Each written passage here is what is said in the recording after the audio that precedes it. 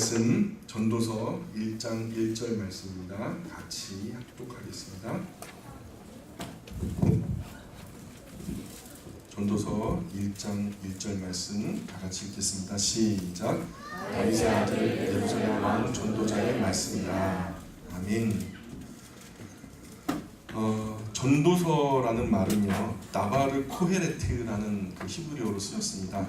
나바르 코헤레트라는 것은 회중에게 주어진 말씀이다, 이런 의미입니다. 그 뜻을 번역하자면 그런데 이게 그대로 전도서 맨 마지막 부분에 보면은 이는 회중에게 주어진 말씀이다라는 말이 그대로 나옵니다.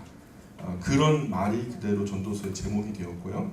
전도서를 잘 이해하기 위해서 우리는 전도서가 언제 어디서 누가 무엇을 어떻게 왜 쓰여졌는지를 좀 생각해 봐야 되거든요. 그래서 우리는 다행히 전도서의 첫 머리에 그 단서가 아주 명확하게 등장하고 있죠. 그거 보면은 다윗의 아들 예루살렘 왕 전도자의 말씀이다, 이렇게 나오죠. 예, 사실 이 제목이 붙은 것은 기록될 당시에는 이 글이 없었어요. 기록될 당시에는 이것이 쓰여진 것이 아니라 후대에 이것이 붙여졌을 가능성이 있어요. 여러분 성경책을 가만히 보시면 2절에 처음 시작할 때에 전도자가 이르되 하고 나오죠. 그 전도자 전자 앞에 뭐가 있어요? 동그라미 있으세요? 이 히브리어로 문장을 쓸 때요, 문장의 제일 처음에 여기가 시작입니다 라고 하는 시작점을 찍는데 그 동그라미가 시작점이에요. 근데 시작점 앞에 뭐가 나왔다는 것은 이후에 첨가되었을 가능성이 크다는 거죠. 그때 당시는 절대로 이런 방식으로 글을 쓰지 않았기 때문에 이후에 전도자가 가로되 하고 시작하면 내용을 이해하기가 좀 쉬울 텐데 그 1절에 뭐가 또 나오니까 예루살렘 왕이면서 다윗의 아들이다, 이렇게 기록을 보면 이런 사람은 사실 구현해 놓긴 했지만 그전에는 없었던 기록이고 이후에 기록됐다라고 하면 뭐 그 1절의 단서로도 우리가 쉽게 이분이 누군지를 이해할 수 있죠. 솔로몬 외에는 그런 분이 없죠.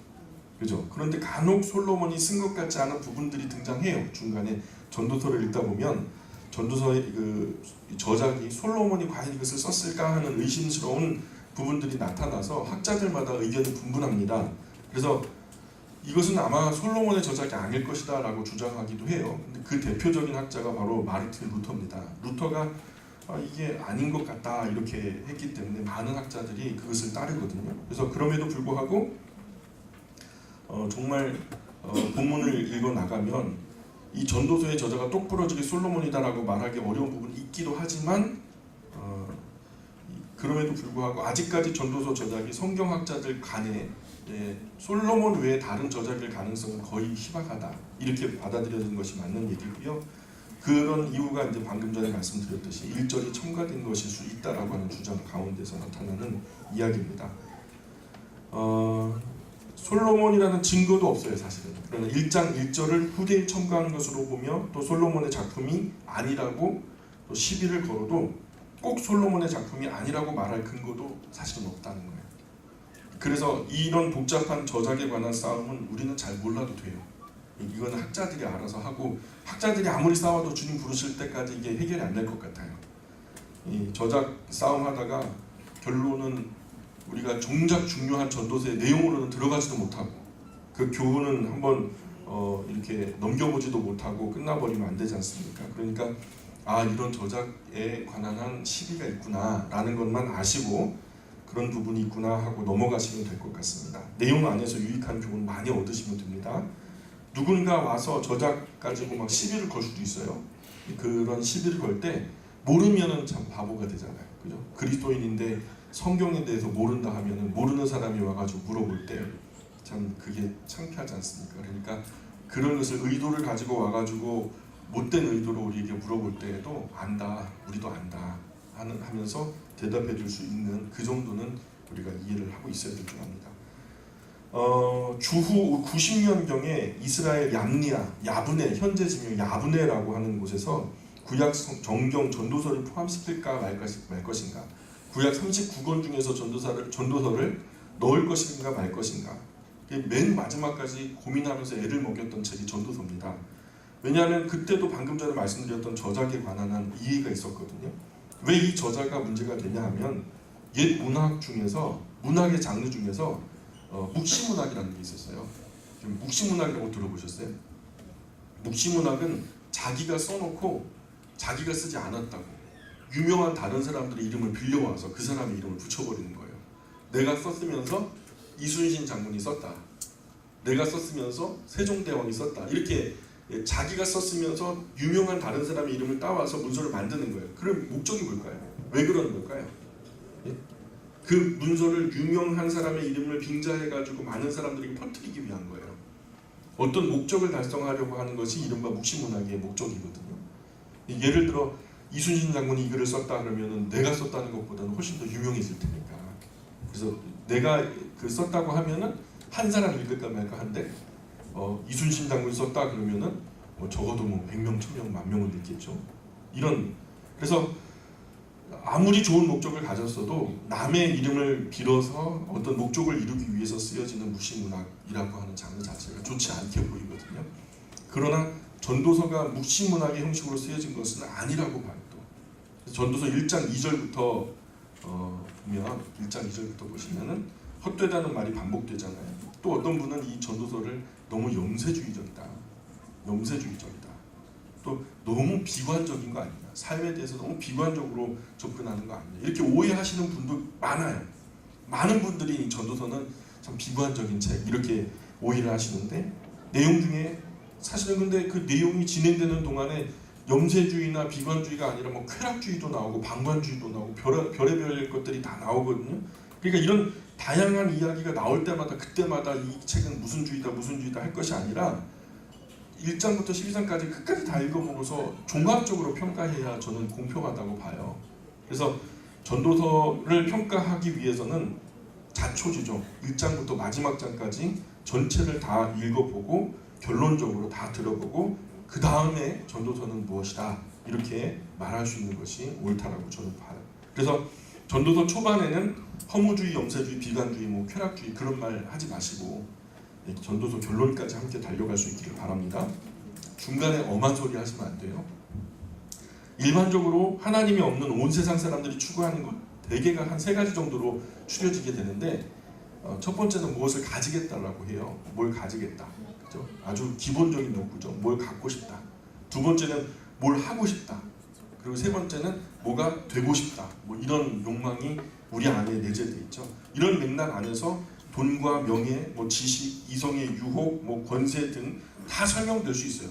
우리가 욕구하는 바 모든 인간의 욕망들이 이 안에 다 포괄될 수 있다는 거죠. 요즘 텔레비전 뉴스에 나오는 많은 누추한 이야기들이 이 3가지 안에 다 들어있어요. 이것을 편법으로 잘못된 방법으로 취하고자 했던 일들 때문에 이루어지는 부작용들을 뉴스에서 다루고 있잖아요. 그래서 전도서 전제는 돈, 명예, 권세, 지식, 쾌락, 지혜 등 솔로몬이 다 해왔다는 거예요. 솔로몬이 자기 눈에 보기에 마음에 원하는 대로 생각이 떠오르는 대로 하고 싶은 마음대로 다 해봤다는 거예요. 그게 전제예요. 돈도 인류 역사상 가장 솔로몬의 영화라고 할 정도로 가장 부유했던 사람이 솔로몬 아니겠습니까? 그 정도로 평가될 정도로 돈을 원 없이 가져도 보았고 또 원 없이 건축도 해봤어요. 1,000명의 후궁하고 쾌락도 즐겨보고 해보고 싶은 거 제한 없이 다 해봤다는 거예요. 또 무엇이 되겠다 할 때 그때 당시에 최고로 되는 것이 뭘까요? 하나님 빼고 뭐가 될 수 있을까요? 가장 높은 것이 왕 아니겠습니까? 왕까지도 다 돼봤잖아요. 왕도 되어봤으면 되고 싶은 거 정점을 찍은 거예요. 다 가져봤고 다 해봤고 다 되어봤죠. 눈에 보기에 좋고 생각이 옳다고 여겨지고 마음에 떠오르는 모든 것을 여한 없이 다 즐겨보고 누려보고 다 취해봤다는 거죠. 그런데 그런 일들의 끝에 참된 행복, 내가 처음에 목적했던 그 행복이 꽉 차오르는 만족이 있었냐는 거예요. 결론은 없더라는 거예요. 그래서 그 결론 먼저 시작하는 것이 바로 전도서예요. 없더라는 거예요. 그러니 우리가 솔로몬과 똑같이 해보려고 하면 안 되겠죠. 우리는 그럴 만한 돈도 없어요. 솔로몬은 돈이라도 많았고 권세라도 있어서 뭔가 명령하면 다 됐잖아요. 근데 우리는 돈도 없고 백도 없는데 그거 하려고 하면은 인생이 소진되는 거 아니겠습니까? 소중한 한 번뿐인 인생이. 그러니까 이 솔로몬이 자기가 경험하고 결론적으로 기록해 놓은 이 전도서의 책을 빌어서 우리가 그 경험을 해보았다 치고 결론을 통해서 더 나은 삶이 무엇인가를 우리가 볼 수 있다면 솔로몬의 모든 그 영광과 소유와 그 모든 배경으로 얻어진 그 귀한 교훈이 나의 것이 될 수 있겠죠? 아멘입니까? 그래서 이 전도서의 또 다른 제목은 솔로몬의 인생론이다. 인생을 살아보고 늙은 노년에 마지막으로 이 인생을 읊조리면서 이 인생을 되돌아보면서 리포트 같이 이 논문과도 같이 적어놓은 그런 책이 바로 솔로몬의 이 전도서다라는 것을 이해하셨으면 좋겠어요. 솔로몬이 이 모든 것을 경험하고 난 후에 결론이 뭐예요? 2절 한번 같이 읽어볼까요? 2절 시작. 전도자가 이르되 헛되고 헛되며 헛되고 헛되니 모든 것이 헛되도다. 그죠? 저는 자기는 다 해봤으니까 그런 말 하죠. 자기는 다 해봤으면서 누릴 거 누리고 해볼 거 해보고 가질 거 다 가져봤으니까 그런 말이 하죠. 그런 마음 안 드세요? 과거 수천 년 기록도 기록이지만은 오늘 현재적으로 이런 삶을 누리는 사람들이 있어요. 사실은 우리가 솔로몬이 마냥 부러운 것도 사실이지만 오늘 솔로몬보다 더 대단한 삶을 사는 분들이 좀 현재적으로 있거든요. 온 세상에서 가장 돈 많은 사람들 삶 만족이 있을 것 같아요. 뭐 세계적으로는 뭐라 해도 그 뭐 우리가 좀 신경 쓸 건 아니지만 평생 다 써도 못 쓸 엄청난 돈을 가지고 있는데도 아직도 배가 고프대요. 아직도 목이 마르대요. 그래서 더 가지려고 하고 더 가지려고 해요. 세계 중에서는 그렇다 치고 우리나라에서 가장 큰 부자가 누굴까요? 우리나라에서 제일 큰 부자가 뭐 개인의 이름을 대긴 그렇지만은 우리 삼성그룹 이건희 회장 아니겠습니까? 이 세계 서열로는요 37인가 그래요. 세계 갑부의 순위로 보자면은 100명의 부자가 있다면은 그 중에서 37위 정도 한대요. 자산이 169억 달러. 잘 모르시겠죠? 19조 정도 돼요. 19조. 상상이 안 되는 돈이죠. 이 돈이 우리가 이제부터 100년 앞으로 산다면 그 매년 1,900억 원 정도 쓰셔야 돼요. 매년. 안 쓰면 큰일 나요. 매년 1,900억 원 정도 쓰셔야 되고 매일로 계산하면 한 5억 2천만 원을 매일 쓰셔야 돼요. 근데 다 못 써요. 왜냐면 안타깝게도 이자가 붙어요. 한 이자가 1년에 한 6천억 이상 붙어요. 그러니까 이게 그렇게 써도 다 못 쓰는 거죠. 근데 이분이 덜 목마른 것 같아요. 이제 만족하다, 나는 행복하다 하시는 것 같아요. 그러지 않은 것 같아요. 아직도 목말라하고 아직도 배고파 하시는 것 같아요. 오죽하면 그 사랑을 돈 주고 사겠어요. 권력의 꼭대기, 권세의 꼭대기, 명예의 꼭대기 솔로몬도 다 추구해 봤대요. 그런데 전부 다 바람을 잡으려는 것 같았다. 별것이 있을 줄 알았는데 별것이 없더라는 거예요. 야곱에게는 인생 가장 큰 목적이 뭐였어요? 이기는 거였어요. 태어나는 순간부터 나보다 앞서치고 나가는 형의 뒤꿈치를 잡고 발 뒤꿈치를 잡고 나온 거 아니겠습니까? 이기려고 해요. 계속. 삼촌하고도 이기려고 하고 아버지하고도 이기려고 하고 심지어는요 마지막 야복강가에서 하나님의 천사와 더불어서 씨름했다니까요. 결국에는 하나님께서 그래 너 소원대로 다 가져라 그래가지고 그에게 이름을 줬는데 그 이름이 뭔지 아세요? 하나님과 겨루어 이기었다라는 이름을 주신 거 아니겠습니까? 그러면은 하나님 말고 더 힘센 존재가 있어요 없어요? 없어요. 최고의 이름을 가진 거예요. 그러면 만족해야죠. 행복해야죠. 근데 그 자리가 행복했어요 안 했어요? 야곱의 인생에서 가장 처참하고 비참한 자리가 그 자리예요. 모든 것을 이겼다라고 하는 그 이름을 가진 자리가 세상 가장 불쌍한 자리가 되더라는 거죠.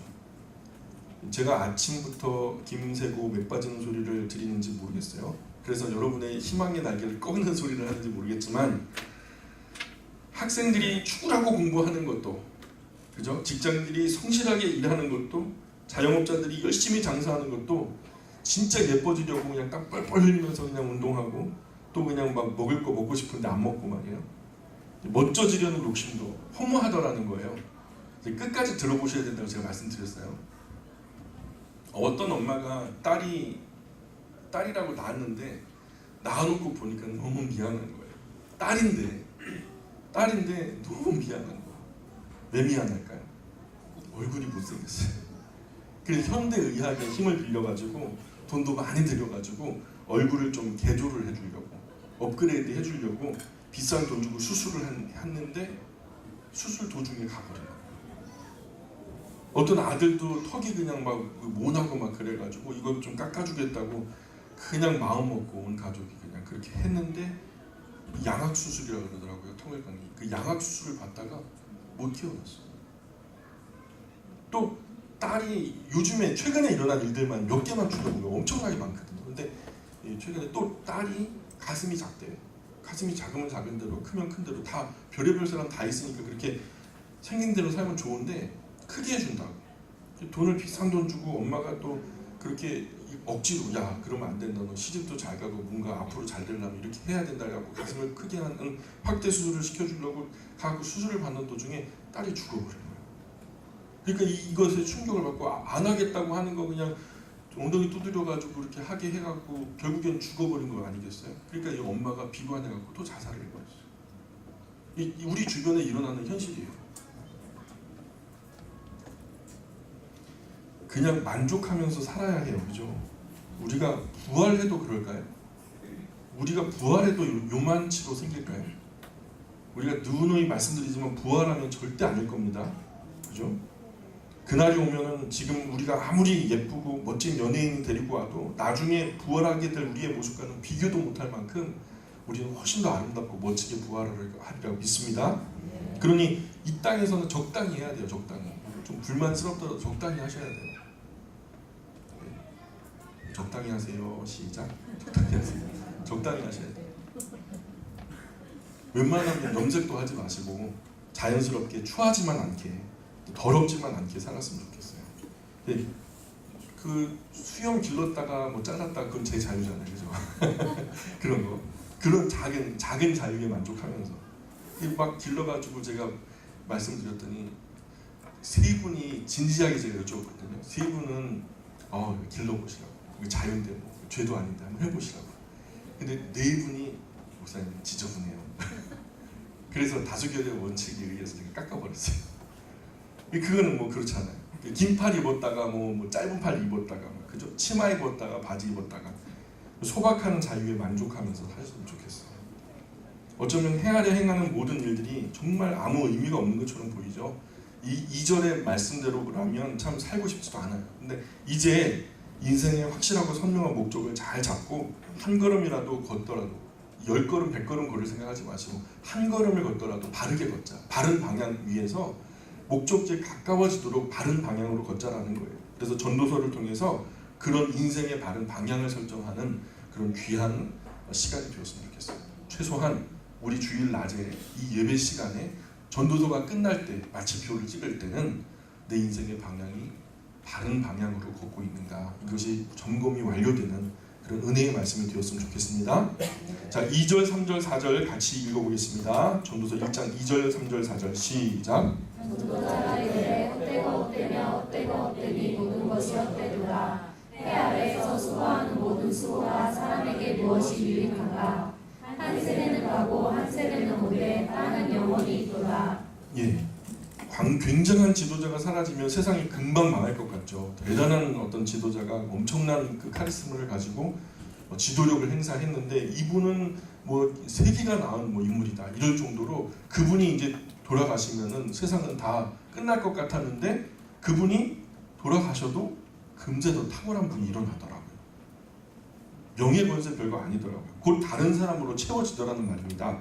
자, 5절, 6절, 7절, 8절 계속 읽어보겠습니다. 5절부터 8절까지입니다. 시작. 그는 그 모든 집에 그 떴던 곳으로 빨리 돌아가고 바람은 나무로 불다가 앞으로 돌아가며 이리 돌며 저리 돌아 바람은 그 불던 곳으로 돌아가고 모든 강물은 다 바다로 흐르되 바다를 채우지 못하며 강물은 어느 곳으로 흐르는지 그리로 연하여 흐르느니라.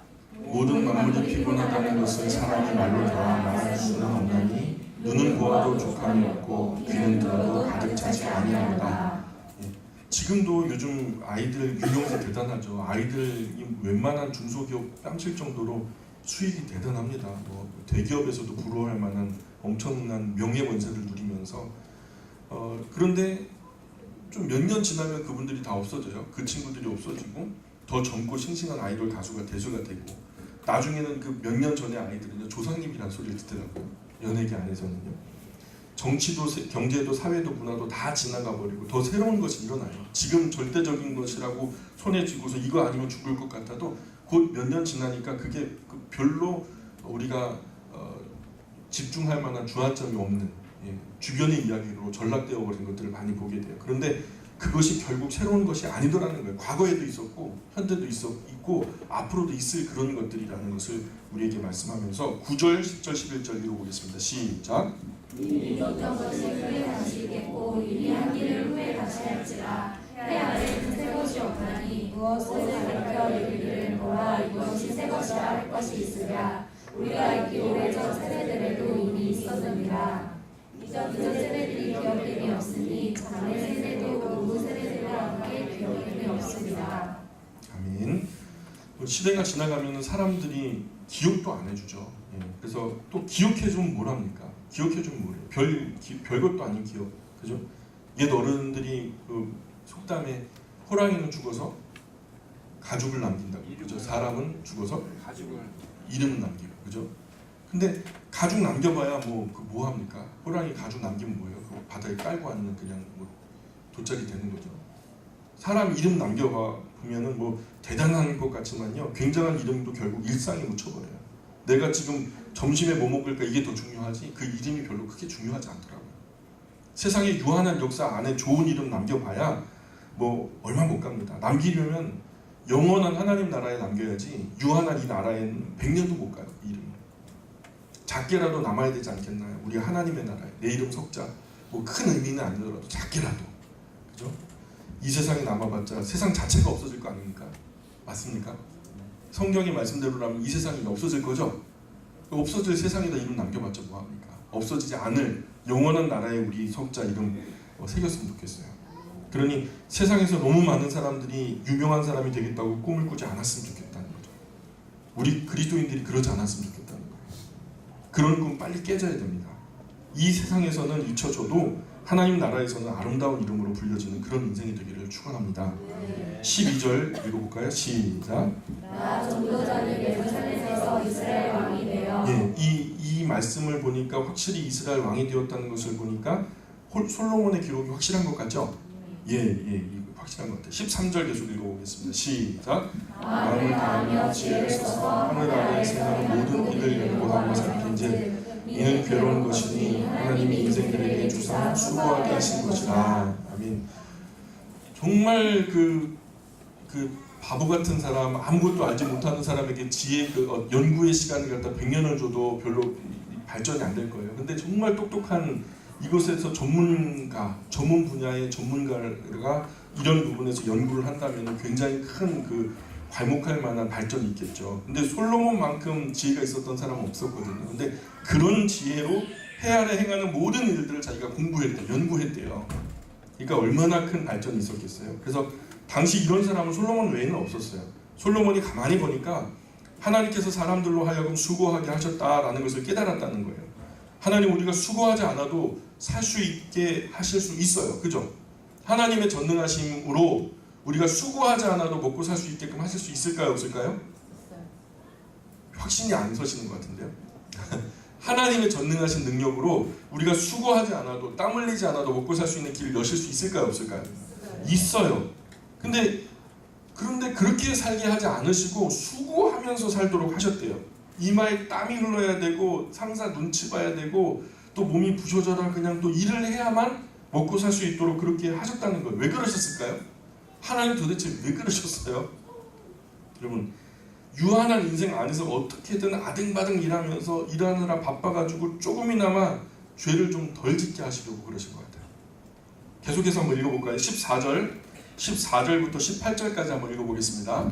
시작. 내가 해 아래 행하는 모든 일을 보라 모두가 하나님의 가만을 잡으려는 것이로다. 부끄러진 것도 곱게 할 수 없고 모자란 것도 셀 수 없도다.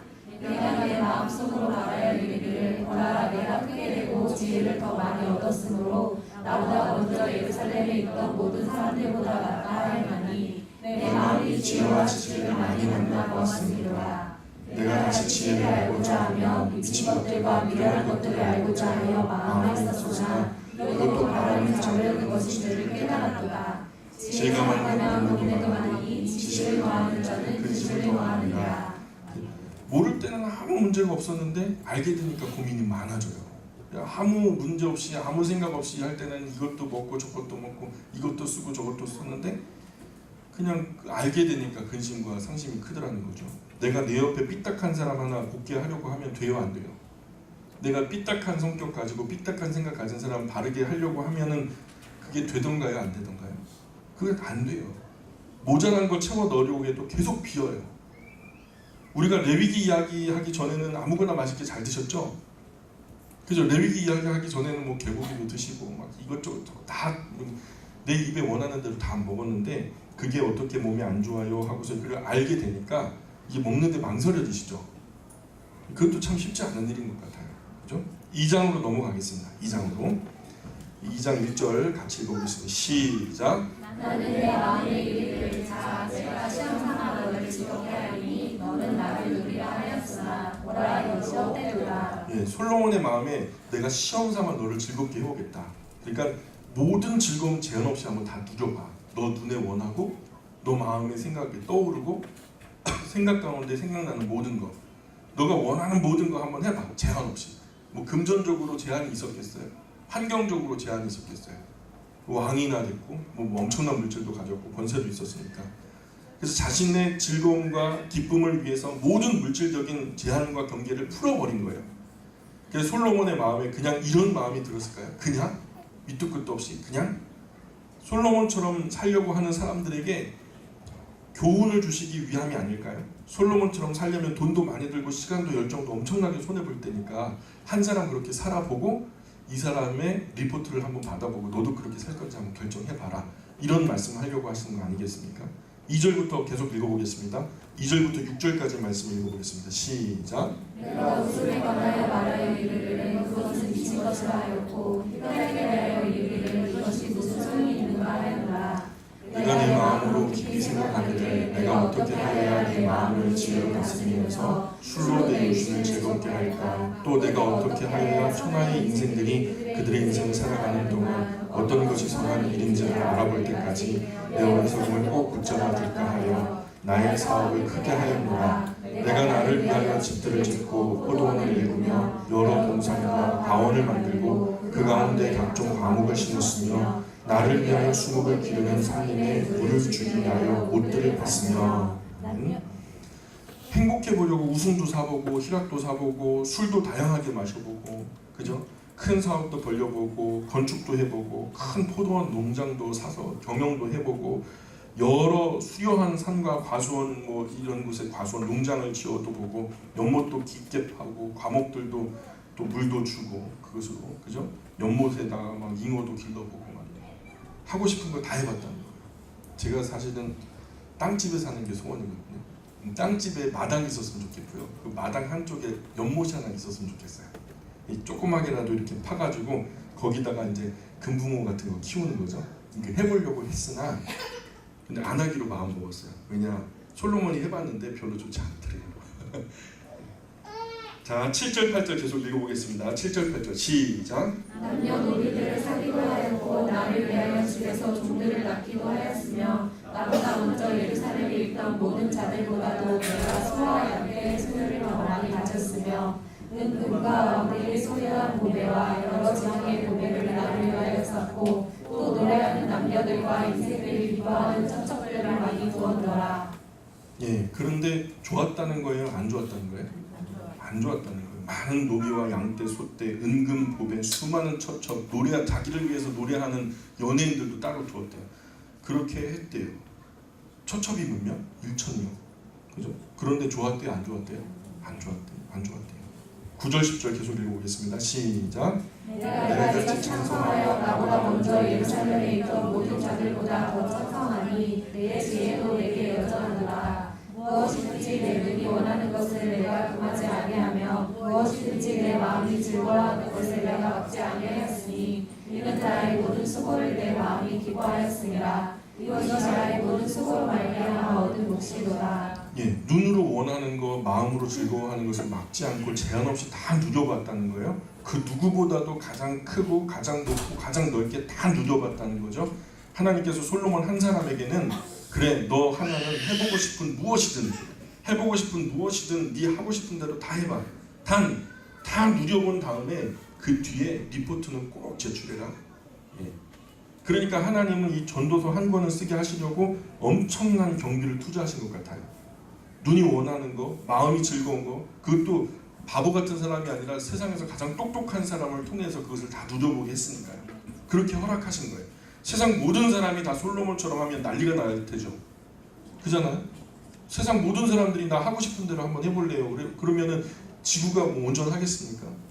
난리가 날 테니까 모두에게는 다 그런 기회를 주기는 어렵고, 그러니까 솔로몬 한 사람에게 그런 기회를 주어서 솔로몬이 그런 인생을 다 살아보고 노년의 인생 리포트 남겨가지고 그 인생 노트를 읽어보고, 이 전도서를 읽는 사람들은 단 한 번뿐인 그 이 땅에서의 삶이 헛되지 않기를, 의미 있게 살기를, 그런 의미로 이 전도서를 우리에게 주시는 것 같다는 거죠. 그러니 전도서에서 솔로몬이 헛되다는 것 또 하면 돼야 안 돼요. 솔로몬이 해봤는데 헛되다고 하는 거 다시 하려고 하면 그것은 진짜 바보 같은 짓인 거예요. 어쩌면 하나님은 창세로부터 지금까지 그 말씀을 우리에게 들려주시는 것이 아닌가 싶어요. 먹음직스럽고 보암직스럽고 지혜롭게 할 만큼 탐스럽기도 한 그것이 이 세상에는 너무나 많거든요. 다 유혹이에요. 다 하고 싶고 갖고 싶고 되고 싶고, 그렇다고 그런 걸 다 누리다 보면은 더 크고 중요한 가치를 놓치면서 인생 거의 다 헛되게 살 거거든요. 전도서는 한 번뿐인 이 땅의 인생을 좀 높은 가치를 위해 살라는 하나님의 배려예요. 이 땅에 우리가 초막절 교훈을 잊으면 안 돼요. 초막절이라는 것은 텐트를 쳤잖아요. 광야에서 잠시 머무는 임시거처, 장막생활 같은 것이 우리의 인생이다라는 것을 가르쳐 주시는 절기죠. 그러니까 우리는 이 육체의 몸을 입고서 100년 미만 사는 것이 우리의 영원한 집은 아니다. 임시거처일 뿐이다. 임시거처에 1000년 만년 살 것처럼 집에 너무 많이 돈 쏟아붓는 것도 옳은 일은 아니다. 그런 거죠. 예수님도 이 땅에 사시는 동안에 뭐라 말씀하셨냐면 여우도 굴이 있고 새들도 둥지가 있대요. 그런데 나는 인자는 머리 둘 곳이 없다는 거예요. 예수님 따라 사는 우리가 너무 화려하게 뭔가 이 땅이 막 우리의 아방궁처럼 그렇게 짓고 살면 되겠습니까? 미국의 어떤 부자가요, 집을 하나 마련했는데요. 3천억이라고 하나요? 그 주택의 시가가 그래요. 무슨 호수변에 지었다고 하는데 대문에 도착하면요, 대문에서 내려가지고 셔틀버스를 타야 집까지 들어갈 수 있대요. 집 안에서도 길을 잃어버릴 수 있는 그런 집이더라고요. 그 안에 호수가 있고요, 수영장이 있고요, 골프장도 있고요. 어마어마합니다. 그런데 걱정할 것도 어마어마할 거예요.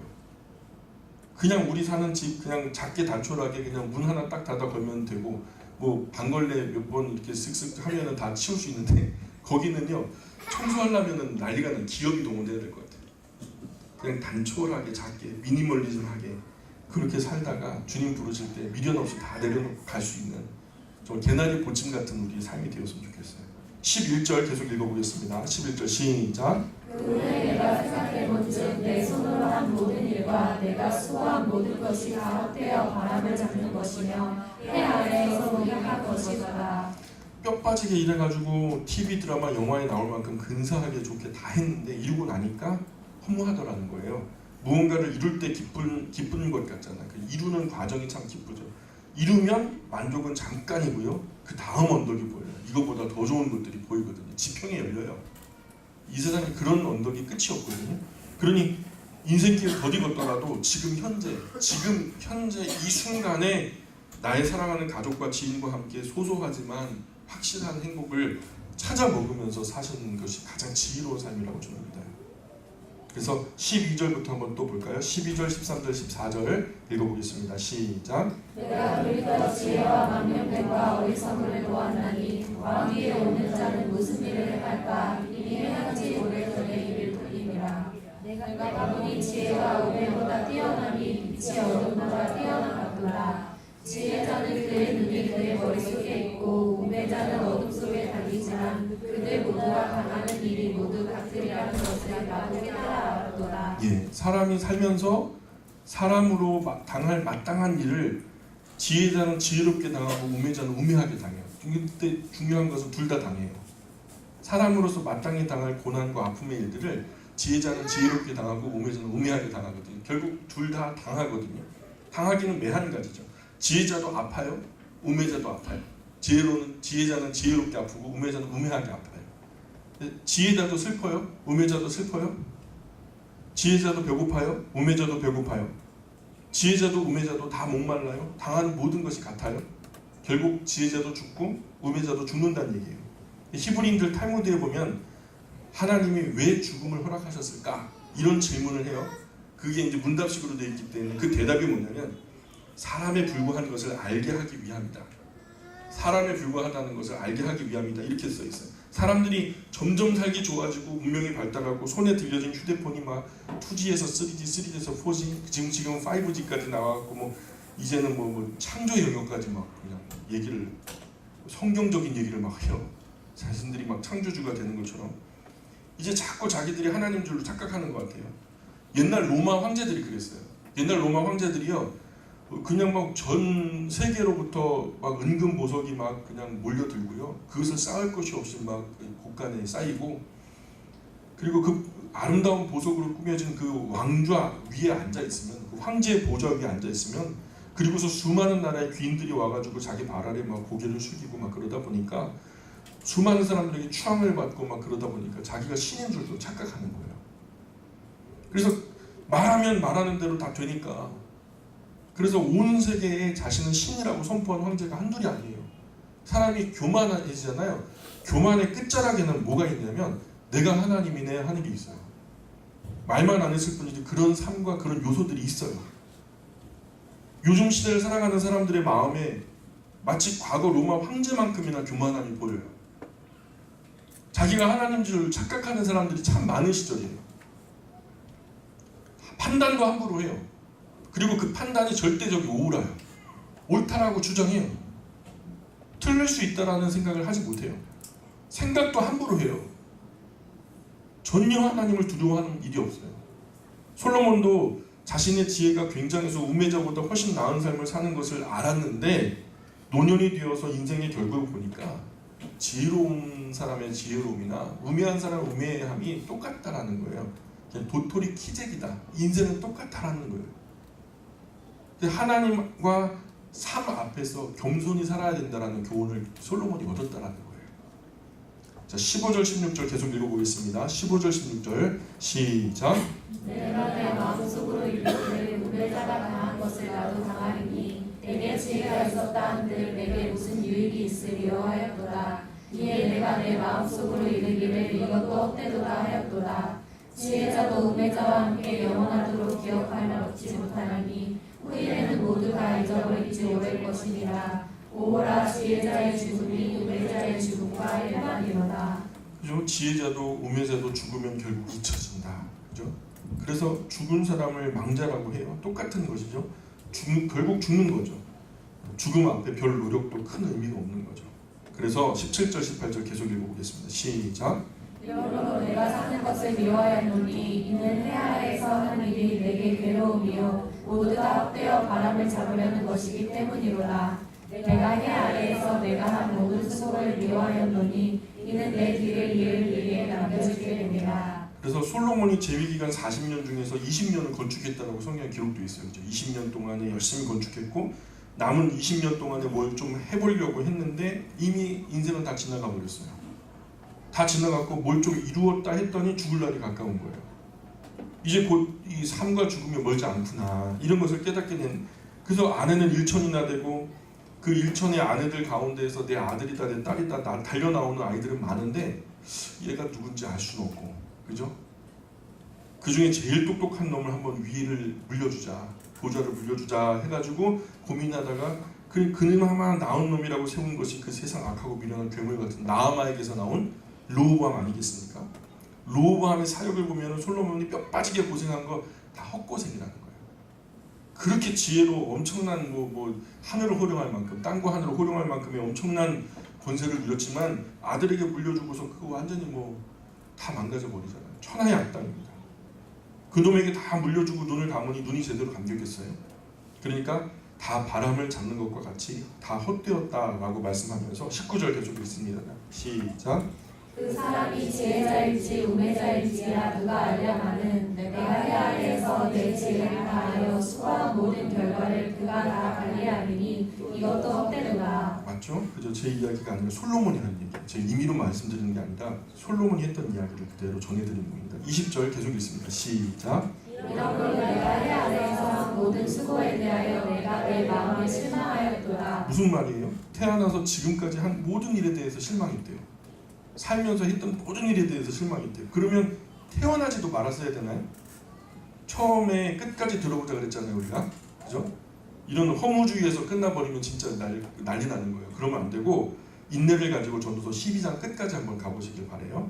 21절 계속 읽겠습니다. 시작. 어떤 사람은 그의 지혜와 재주를 다하여 수고하였어도 그가 얻은 것을 수고하지 아니한 자에게 그의 몫으로 넘겨주리니 이것도 헛된 것이며 큰 악이로다. 네, 그 엄청난 지혜로 무언가를 이루어서 업적을 세워놨는데 그 후계자가 도무지 지혜도 없고 그 업적의 가치도 몰라보는 미련한 사람이 오니까 깜빡 속아서 다 사기맞고 소중한 것들 다 허물어져 버리고 전쟁 후 잿더미 위에 모질게 벌어가지고 아버지가 수백억 대 부자가 되셨거든요.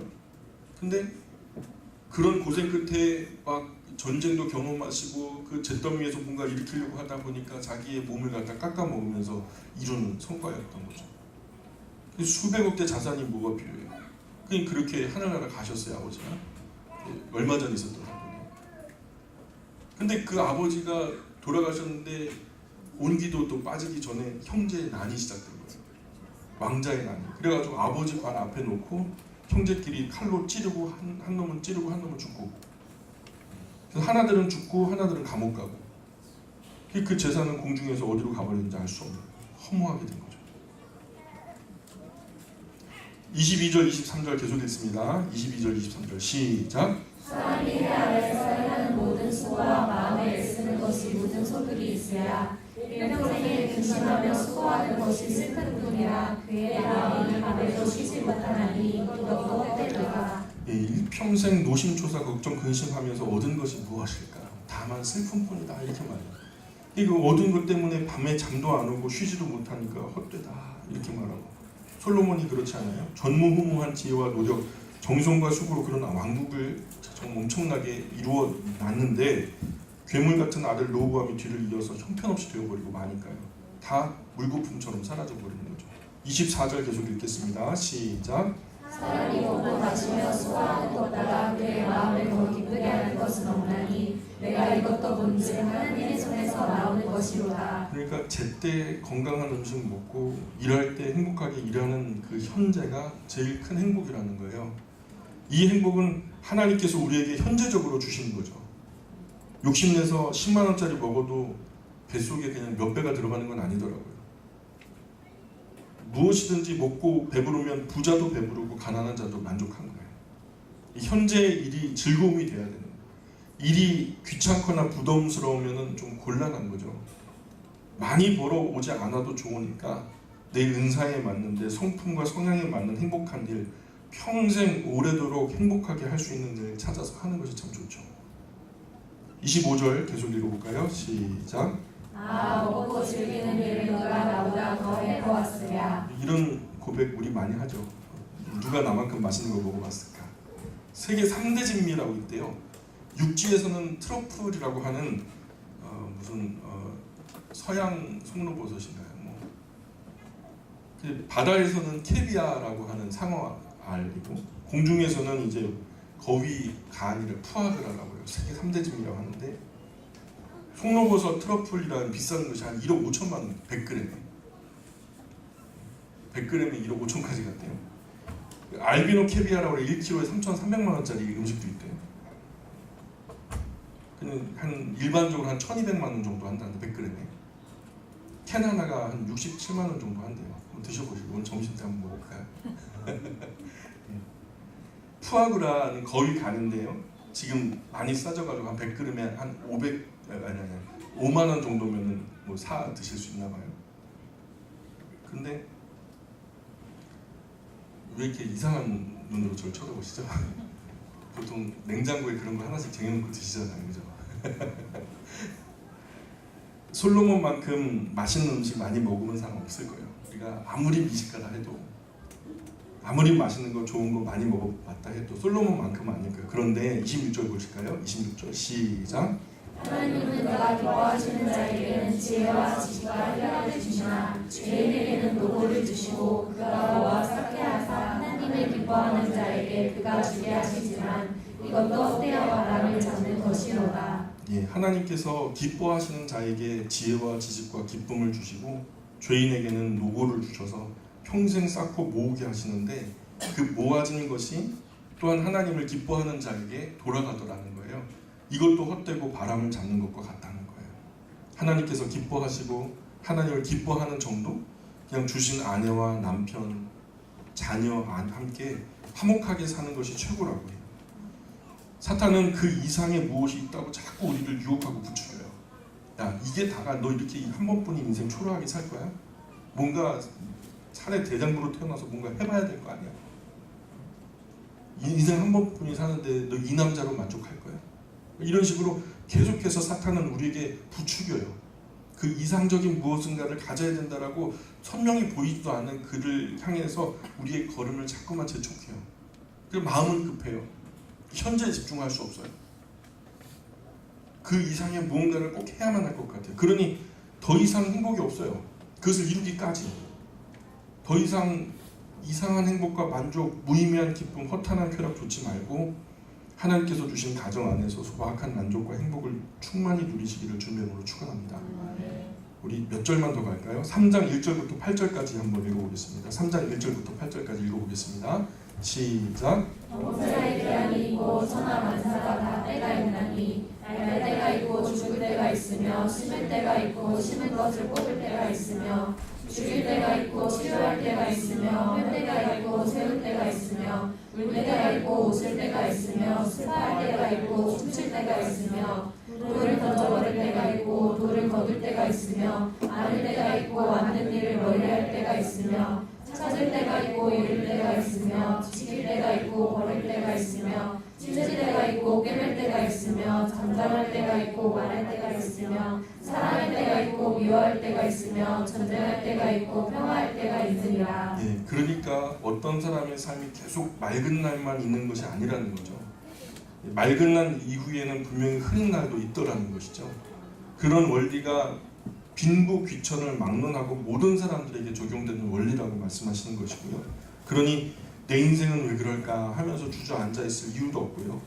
내 옆에 계신 분도 그런 시간들 다 지나왔을 거예요. 나처럼 힘들고 지금 어렵고 너무나 행복해 보이고 나에 비해서는 너무너무 행복해 보이지만 이미 그런 시간들을 지나왔을 거라는 거죠. 그러니 좋은 날은 도와주면 되는 거고 어려운 날은 선한 이웃에게 도움을 받는 것, 그렇게 살아가는 것이 아름다운 삶이라는 거죠. 하나님은 왜 이런 기쁨과 즐거움이 교차되면서 살도록 그렇게 살아가도록 우리를 만드셨을까? 왜 그렇게 살도록 우리를 만드셨을까? 이 기쁨의 날만 계속되면 좋았을 텐데, 승승장구하는 성공의 날만 계속되면 좋았을 텐데 왜 기쁨과 슬픔, 성공과 실패가 교차하는 삶을 살아가도록 만드셨을까? 9절 10절 한번 읽어볼까요? 9절 10절 시작. 이런 자가 그의 수고로 말미암아 무슨 일이 있으랴 하나님의 인생들에게 노고를 주사 애쓰게 하실 것을 내가 보았노라. 예, 우리가 이 세상 살아가려고 아등바등 몸부림치며 살아가고 있죠. 지금 현재적으로 그렇게 살고 있어요. 왜 그렇게 살게 하셨냐면, 왜 그렇게 살아가게 하셨냐면 그렇게 살아야 죄를 좀 덜 지어요.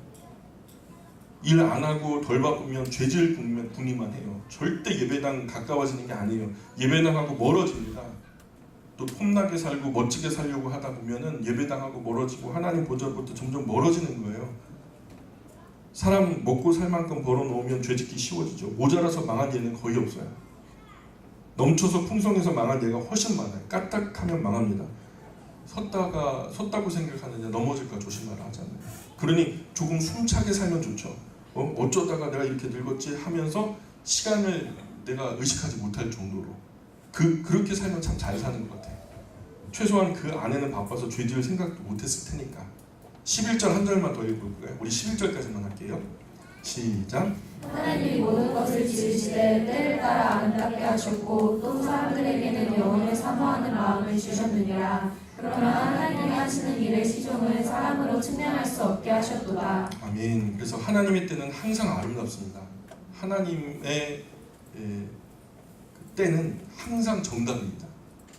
조금 더 늦거나 조금 더 빠르지 않아요. 하나님은 항상 최적의 시간에 최적의 것으로 가장 아름다운 때를 이루시는 것이 하나님입니다. 하나님의 때에 맞게 사는 것이 사람에게도 좋아요. 그게 사람에게도 큰 복이 되는 줄 믿습니다. 사람이 사람답게 가장 아름다운 모습은 하나님의 때를 아는 거예요. 잘 때 자고, 일할 때 일하고, 공부할 때 공부하고, 예배할 때 예배하고, 쉴 때 쉬고, 결혼할 때 결혼하고, 아기 낳을 때 아기 낳고, 잘할 때 잘하고, 키울 때 키우고, 늙을 때 늙어지고, 부르실 때 가는 것이 아름답죠. 산천초목 모든 것도 길을 든 대로 자랄 때 자라고 피울 때 피우고 열매 맺을 때 맺는 것이 아름답죠. 그런데 하나님은 우리 사람에게 그렇게 때를 따라 살아가다 보면은 이렇게 살다 보니까 나는 다음에 뭐가 되는 거지? 이 이후에는 뭐가 있을까? 그러면서 영원을 사모하는 마음을 주셨느니라. 거기 11절 중반에 나오죠. 또 사람들에게는 영원을 사모하는 마음을 주셨느니라. 영원에 대해서 생각할 수 있도록 해놓으셨대요. 그렇게 우리가 성실하게 진실하게 살다가 정말 지극히 상식적인 마음 가지고 살다 보면은 영원이 뭘까? 우리의 다음 세계는 뭘까? 이 우주가 왜 이렇게 쓸데없이 넓지? 막 이런 저런 마음의 공상 나래 막 이렇게 펼치다 보면은 영원에 대한 우리의 심리적 욕구가 계속해서 결론이 나지 않는 생각이 이루어지잖아요. 이런 마음은 동물들에게는 주지 않으신 마음이에요. 오직 하나님의 형상 따라 지으신 사람에게만 주어진 생각이거든요. 그런데 우리 사람이 아무리 영원한 시간을 이성적으로 타당하게 과학적으로 접근하려고 해도 모든 사람은 생각으로 다다를 수 없는 인지 한계를 꼭 만나더라는 거예요. 그래서 결국 우리의 생각 끝에는 퀘스천 마크가 있어요. 그 다음에 뭐지? 이후에 뭘까? 그래서 사탄은 요즘에 많은 사람들에게 그 퀘스천까지 다다르지 못하게 만들어요. 그 전에 야 어차피 그냥 생각해봐도 결론 나지 않는 거 지금 즐겨. 그래서 너희들이 생각할 때는 세상 허무하다고 생각하지. 근데 세상 절대로 허무하지 않아. 세상 너무 재밌어.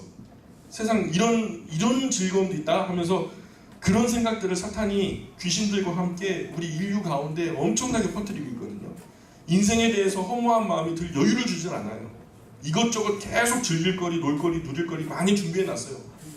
여러분 지금까지 나온 영화 드라마만 해도요, 그걸 다운받아가지고 보시면요, 죽을 때까지 다 봐도 아침 점심 드시면서 잠도 8시간 주무시고 나온 영화나 드라마 다 그냥 막 보게 해도요, 죽을 때까지 다 봐도 못 봐요.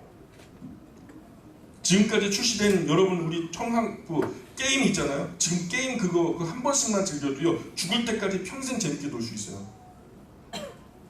이 세상에 놀거리, 즐길거리 공통점이 뭔지 아세요? 다 가상공간 가짜 체험이라는 거예요. 한마디로 가짜라는 거죠. 가짜. 속는 거예요. 그건 우리 인생이 아니에요. 드라마, 영화 속에 그 인생이 내 인생이 아니에요. 적당히 그냥 즐겨야 되는데 거기에 지나치게 몰입해가지고 그 게임 속의 캐릭터가 내가 된 것처럼 착각하는 거예요. 그것을 적어도 하루에 몇 시간 인생의 숱한 날들 모니터 보고 스마트폰 보면서 나의 존재적인 가치와 영혼에 대한 고민할 시간도 없이 우리를 몰아붙이는 것이 사탄이 우리 시대의 사람을 향해서 취하고 있는 전략이라는 거예요. 과거에는 이 영혼을 사모하는 마음이 일반적인 사람들의 마음 속에 있었어요. 이 다음에 뭐가 있을까? 그 인지의 한계가 누구나에게 다 주어졌던 우리 생각 끝에 흔히 만나던 종착지가 이런 생각이었어요. 그래서 철학이 발달했잖아요. 그러나 요즘에는요, 이 영혼을 사모하는 마음, 사탄이 뿌려놓은 이 온 세상 놀거리, 즐길거리 때문에 다다르지도 못해요. 왜 요즘에 철학이 얼마나 굶는 직업이라 그래요? 우리 삶이 조금 심심해야 돼요. 이 심심하다라고 하는 그 감성도 쓸데없었으면 하나님 만드셨겠어요? 필요하니까 만드시지 않겠어요? 그래야 나의 삶에 대해서 조금 되돌아보고 생각이라는 것을 좀 할 수 있을 테니까. 우리의 이 삶이 참 허무합니다. 이것을 빨리 깨달아야, 그래야 우리가 영원한 저 삶에 대한 소망이 생길 테니까. 그래서 영혼을 사모하는 마음을 갖는 것은 참으로 복된 사람이라는 거죠. 빨리 그 궁극적인 퀘스천 마크에 다다라야 그 다음에 우리가 하나님이 하시는 일은 아무리 사람이 연구하고 공부해도 알 수 없거든요. 그러니 삶을 살면서 땅의 모든 것에 대해서 허무한 생각이 들거든, 그때는 이제 영혼을 사모하는 마음을 가지고 고민하셔야 돼요. 사람이 생각할 수 있는 인지 한계 끝까지, 궁극까지 고민하다가 정직한 답이 달리지 않으면 그때 답안지를 펴서 보셔야 돼요. 그리고 학생이 문제를 푸는데 죽었다 깨나도 문제가 안 풀려요. 그러면 어떻게 해요? 그냥 덮어요? 답을 봐야죠. 창조주 하나님께서 우리에게 주신 답안지, 우리에게 내려주신 계시, 성경이죠. 성경을 펼쳐 보셔야 돼요. 성경을 만나면 우리 과거의 모든 허무함이 사라져요. 그래서 성경을 모르고 살았던 삶은 궁극적으로 뭐가 닿냐면 1장 2절과 닿아요. 헛되고 헛되며 헛되고 헛되니 모든 것이 헛되도다. 그런데요, 우리가 이 인생 살면서 성경의 답안지를 만나게 되면, 하나님의 응답을 만나게 되면은 헛되고 헛되며 헛되고 헛되니 모든 것이 헛되도다가 아니라 복되고 복되며 복되고 복되니 모든 것이 복되도다. 달라지는 거예요. 왜 그럴까요? 영원히 행복할 가치를 찾게 되니까 복된 거예요.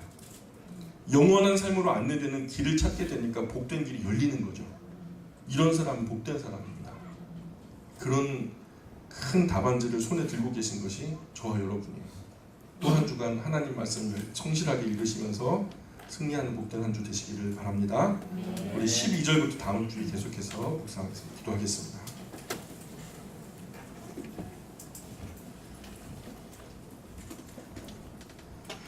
하나님 아버지, 오늘 우리에게 주신 말씀 통해서 우리가 보다 현명한 삶을 살 수 있도록 도와주옵소서.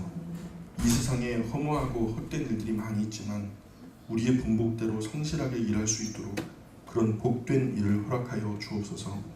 또한 복된 일을 수고와 땀과 노력을 통해서 진실하게 일하면서 하나님께 이르는 영원을 사모하는 마음을 가질 수 있도록 도와주옵소서.